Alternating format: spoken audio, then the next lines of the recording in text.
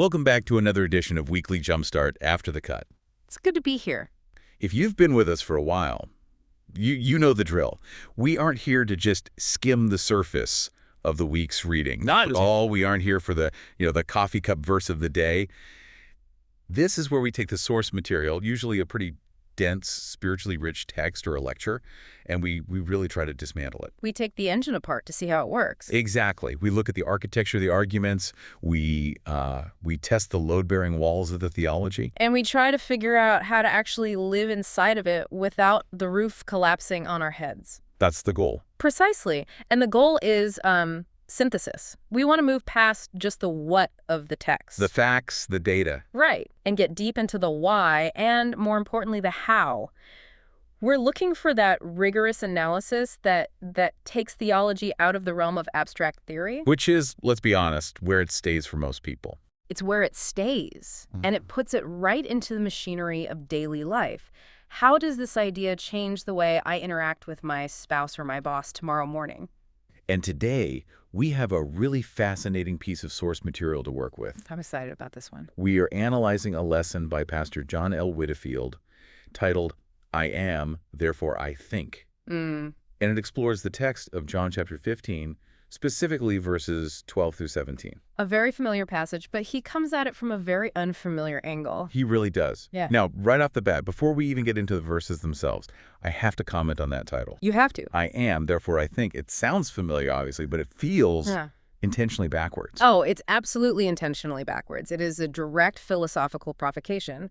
It's a reversal of René Descartes' famous proposition, cogito ergo sum, I think, therefore I am. Right.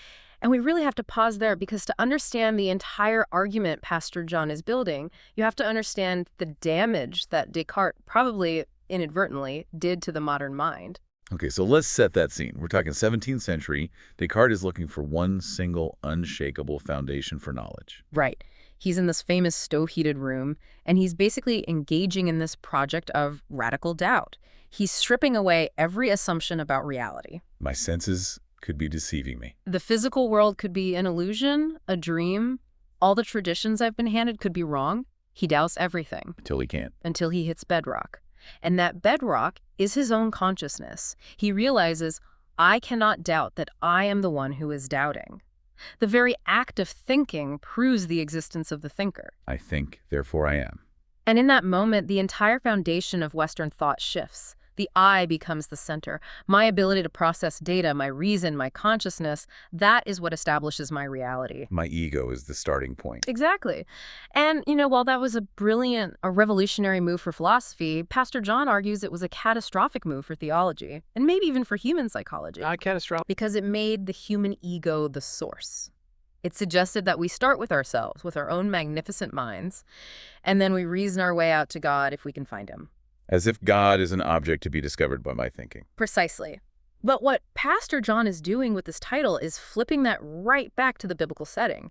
He's suggesting that human existence is fundamentally derivative. We don't exist because we think. We think and breathe and have our being because the great I am, which is the biblical covenant name for God, exists. So the title, I am, therefore I think, is basically saying God is the bedrock. Yeah. He is the one undeniable fact of the universe. He is the source. And my thinking, my consciousness, my very existence is just a downstream effect of his existence. It's a move from independence to dependence. And this is key. It's not dependence as weakness, but dependence as a structural fact of the universe, like the way a moon is dependent on a sun for its light. So the entire premise of this whole deep dive really hinges on one question. What's that? Are you the source of your own reality? Or are you a reflection of a greater source? That's it. Because if you're trying to be the source, you're going to be exhausted. Absolutely. Fundamentally exhausted. And that is the hook, isn't it? The exhaustion. Because I think a lot of our listeners, even the highly intelligent, theologically literate ones, feel a very specific kind of spiritual fatigue. A burnout. Yeah. They know the doctrines, they know the texts, but there's this huge gap between theology is doctrine, what we write on a test, and theology is life. Theology is life. How we react when the car breaks down or the diagnosis comes in. The gut-level theology. Gap out. That's where the real work happens. It is. Because you can have The most pristine, orthodox doctrine on paper you can believe with your whole mind in a God of love and sovereignty. But in those visceral moments of stress or need, your subconscious theology takes over. And very often, that subconscious theology, the one you actually live by, is built on some seriously defective archetypes of God. and that's exactly what we're going to spend the first major section of this session doing. The deconstruction. Yes, we're going to dismantle 3 specific defective archetypes of God that Pastor John identifies in his lesson. These are the landlords, Santa Claus, and finally, the tyrant. And I think as we go through these, it's really a moment for some honest self-reflection for you, the listener. Absolutely. This requires some real honesty. You have to look at how you feel when you pray, not just at the words you're saying. So let's start with the first one, archetype A. The landlord. Pastor John describes this very vivid image from his childhood where God is essentially the landlord in the sky. And I think everyone, regardless of their religious background, has a visceral reaction to the word landlord. It's not a word of intimacy, is it? No, it's a word of contract. It's a legal relationship, and it translates perfectly into a specific kind of legalistic religion. So in this model, what's the dynamic? It's defined by 2 things, ownership and distance. God owns the universe. We are just renting a little space in it. We're tenants. We're tenants. God sets the rules. That's a lease agreement. And our primary job is simply not to break them. Don't smoke inside, don't have pets, pay your rent on time. Exactly. You break it, you buy it. That's the core ethic. And in this dynamic, what is God's primary interaction with us? The inspection. The inspection. He comes around to check the property. He looks for damage. He's checking the smoke detectors. And think about the human response to an inspection. It's never joy. It isn't, oh, I can't wait to see my landlord. No, it's anxiety. It's a frantic cleaning session the night before. It's hoping he doesn't look in that one closet. Yes.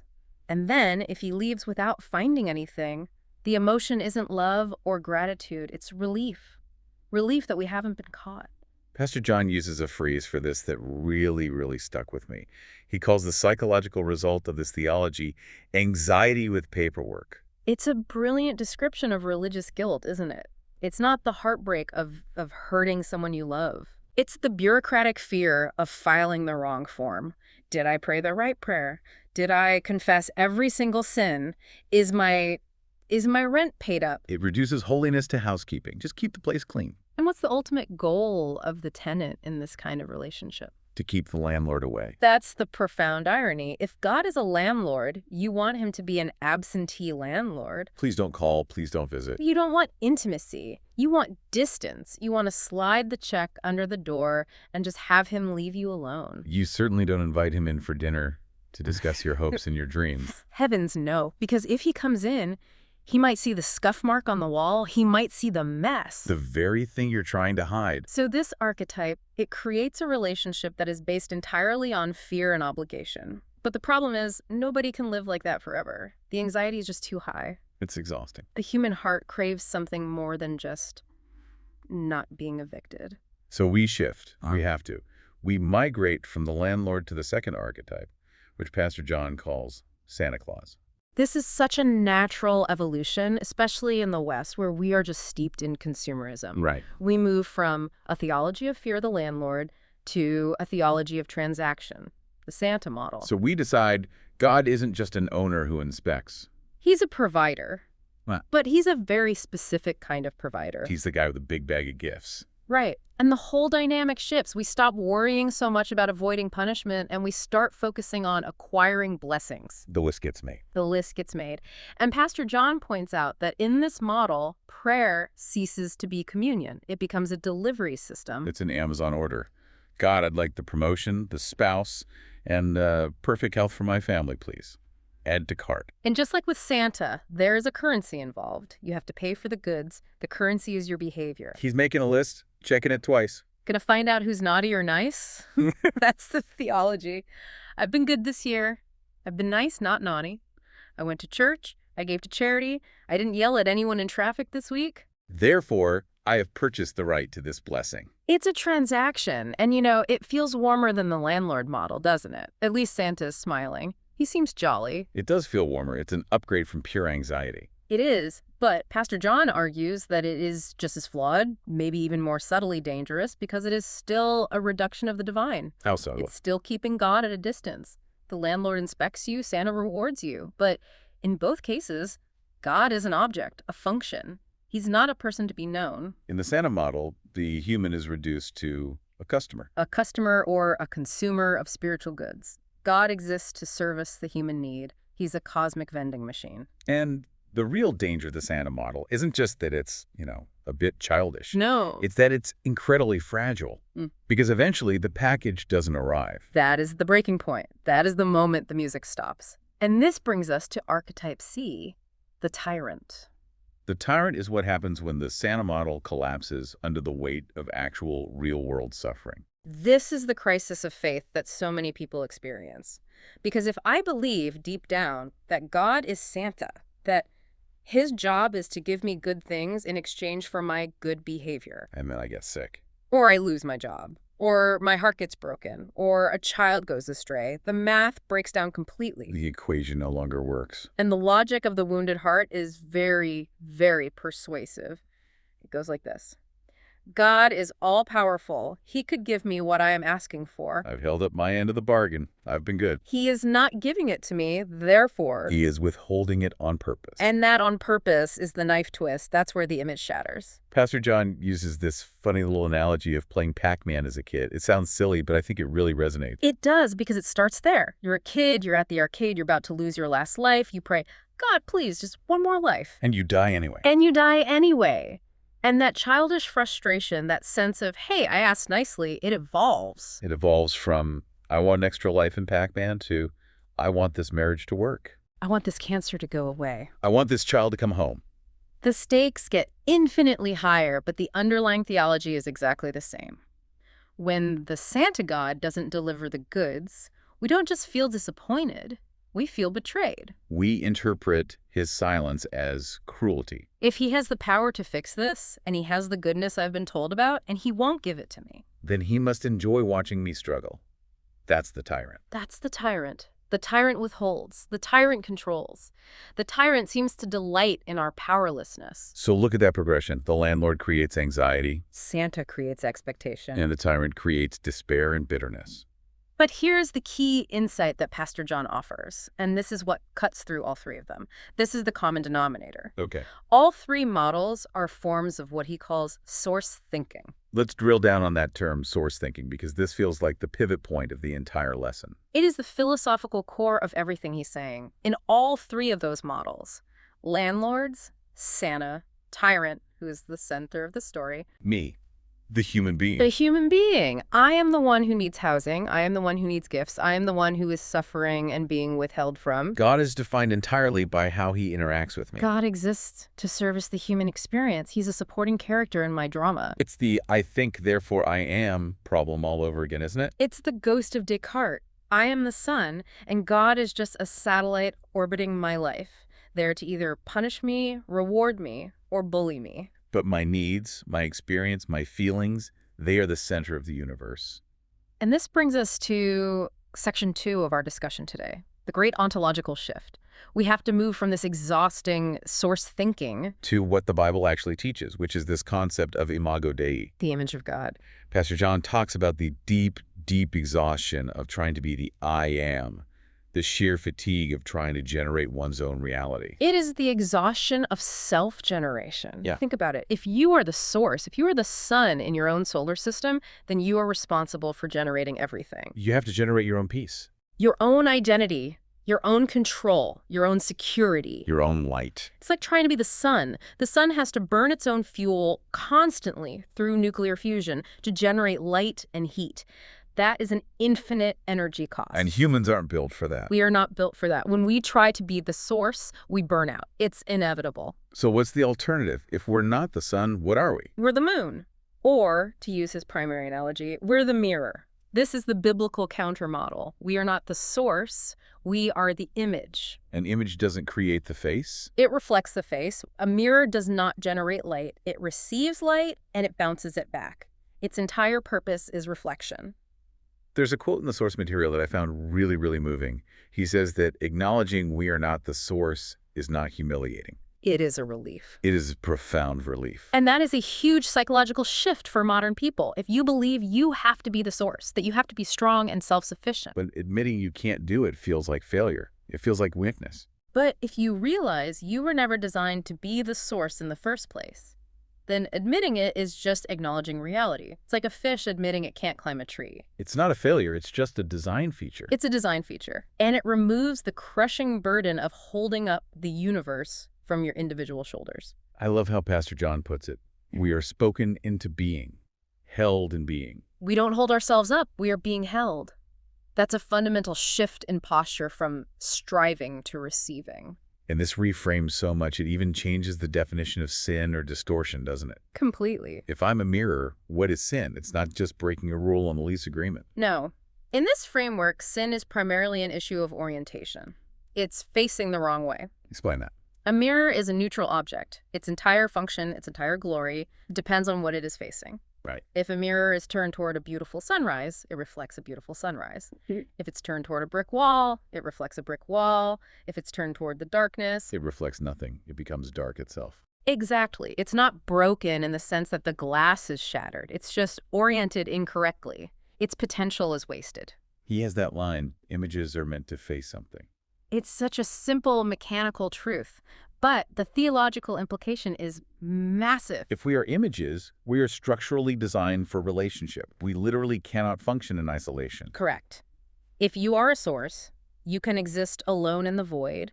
You generate your own reality. But if you are an image, relationship is not an optional add-on. It's structural. It is structural. You must face something to be what you are. The only question is, what are you facing? Are you facing the self, trying to reflect your own dim light back at yourself? Or are you facing the source of all light? In this understanding, it completely changes how we interpret suffering. It has to. We talked about the tyrant, the one who withholds and crushes, but now we have to look at section 3, pruning versus crushing. This is where he takes us right into the text of John 15, the vine and the branches. And this is a critical distinction, isn't it? And it's one that is so often lost when we are in the middle of pain. It's almost impossible to see in the moment. The tyrant and the gardener, from the perspective of the branch, might look very similar in their actions. Both involve cutting. Both involve a blade. Both involve loss. But the teleology, the end purpose, is diametrically opposed. A tyrant crushes for control. A tyrant wants to keep his subjects weak and in the dark so they can't rebel. Whereas a gardener. A gardener prunes for growth, for fruitfulness. The goal isn't to diminish the branch, but to make it more of what it was meant to be. Every branch that does bear fruit, he prunes. That's the verse. And let's just be honest, being pruned feels like loss. It feels like something essential is being taken away from you. It hurts. In real-time suffering, it is profoundly difficult to distinguish between loss and alignment. When you lose a job you loved, or a relationship ends, or a dream you've held for years dies, it feels like a robbery. It feels like the tyrant is stealing from you. But Pastor John invites us to consider seeing it through the lens of the gardener. He has this line, I know the one you mean. unanswered comfort is not evidence of cruelty. It may be evidence of formation. That is a line worth writing down and taping to your mirror. Let's say it again. Unanswered comfort is not evidence of cruelty. It may be evidence of formation. Because our gut-level instinct, our tyrant theology, is to say, I'm in pain, therefore God is mean, he's withholding comfort. Right. But what if that pain, that cutting, isn't withholding? What if it's shaping? What if it's removing the things that we thought were life, but we're actually draining our life? The dead wood, the sucker shoots, the things that are using up the sap without producing any real fruit. A good gardener is ruthless with those things, not because he hates the plant, but because he loves it and wants it to flourish. So the key difference is the motive. The tyrant keeps you in the dark. He never explains why he's hurting you, but the friend, the gardener, He explains the purpose. he shares his counsel. And that is the perfect transition to section 4, the theology of friendship. This is grounded in John 15, verse 15. No longer do I call you servants, but I've called you friends.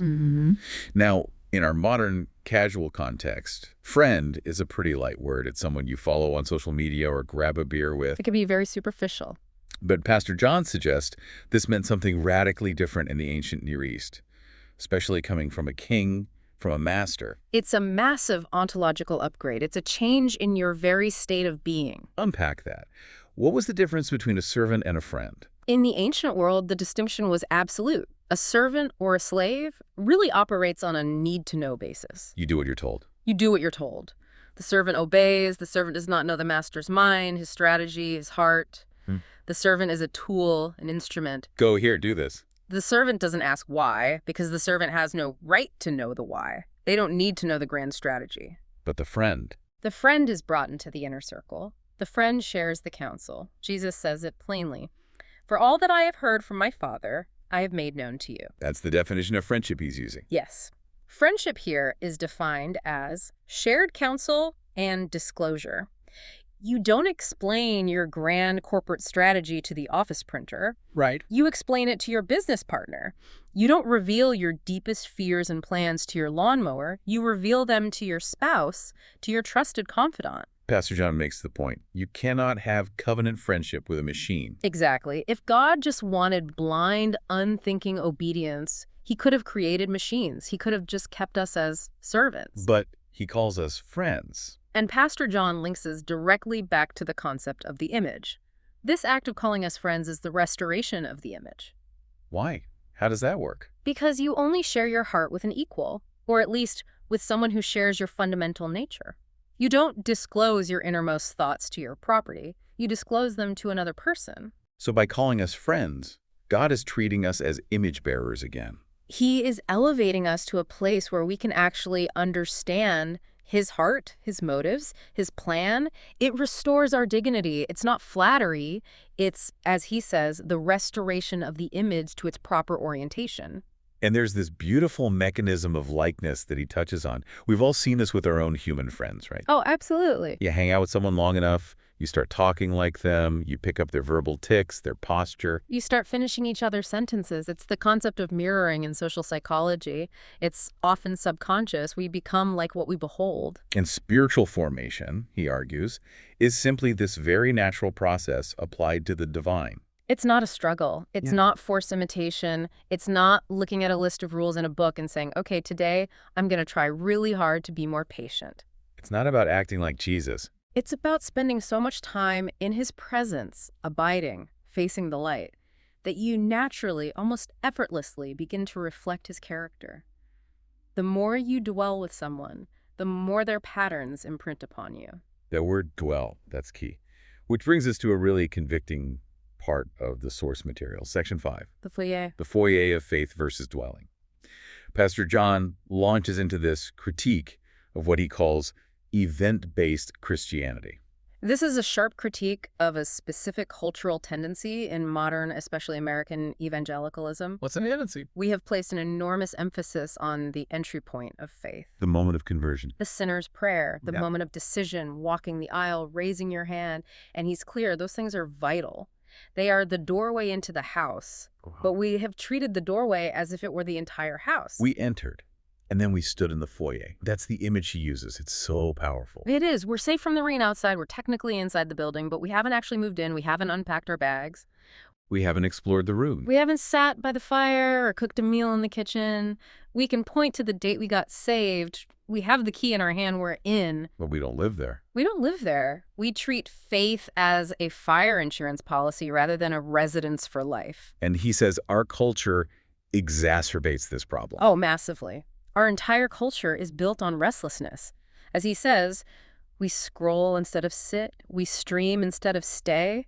We are a consuming culture, not a communing culture. Exactly. And consumption is, by its nature, quick and superficial. You consume a piece of content, you get a little hit of dopamine, and you move on to the next one. But communion takes time. It's slow. It's inefficient. And the core command in John 15 is, abide in me. That Greek word, it means to remain, to stay, to dwell, to make your home in. You can't abide in a scroll. You can't dwell in a 15-second video clip. The entire rhythm of our modern lives is anti-abiding. And he uses the metaphor of the branch. The branch lives by ongoing sap, not by remembering the moment it was grafted in 20 years ago. That is such a crucial distinction. The past event is essential. The grafting has to happen. But it's not what keeps the branch alive today. The branch needs the sap now. It doesn't matter that it was attached 10 years ago. If the sap stops flowing today, the branch withers and dies today. And that flow, that life, that communion only happens when we move out of the foyer and into the living room, into the daily, the mundane, the ongoing presence of the friend. So what does that look like? I mean, practically speaking, this leads us right into the final section, section 6, alignment, agreement, and the king. Right.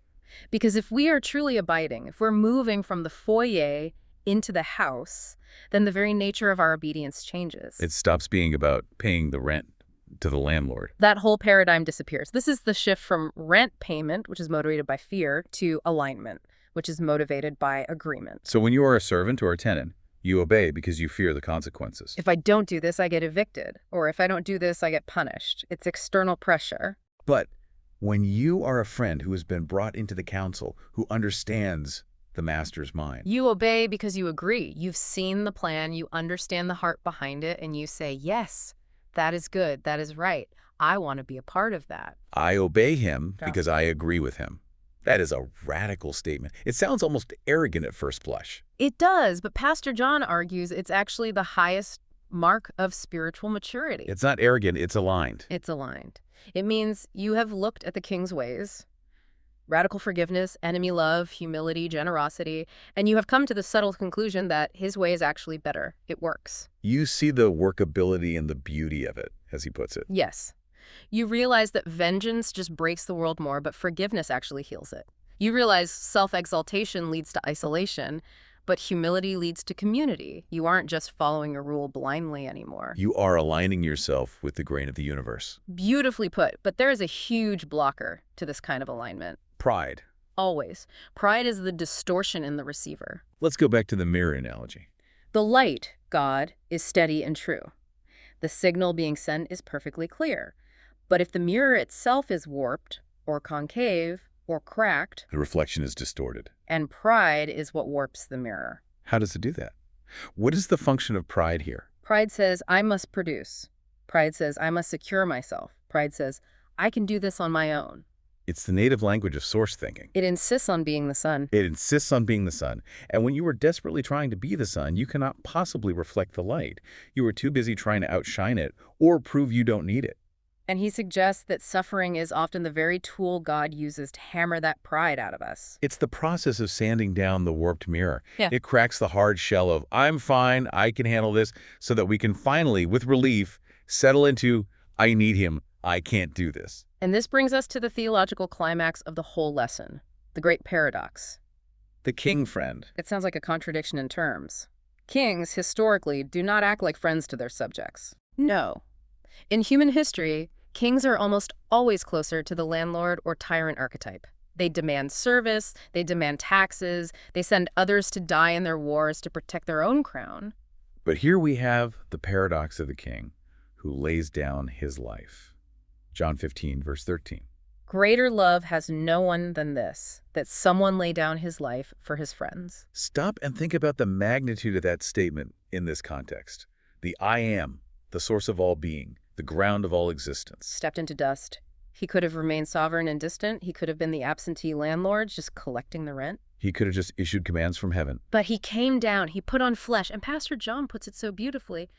He didn't come to recruit servants. He came to restore friends. And that single idea, if you really get it, it just destroys the other three models. It blows them to pieces. A landlord doesn't die for his tenants. A Santa Claus gives you toys. He doesn't give you his life. And a tyrant kills rebels.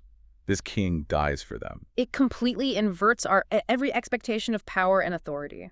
And the result of truly seeing this, of really getting it in your bones, isn't that we become lazy or entitled. It's not, oh, great, we're friends, so the rules don't matter, I can do whatever I want. No, it's the exact opposite, and that's the beautiful irony of grace. How so? Fear the landlord model produces compliance, but it breeds resentment.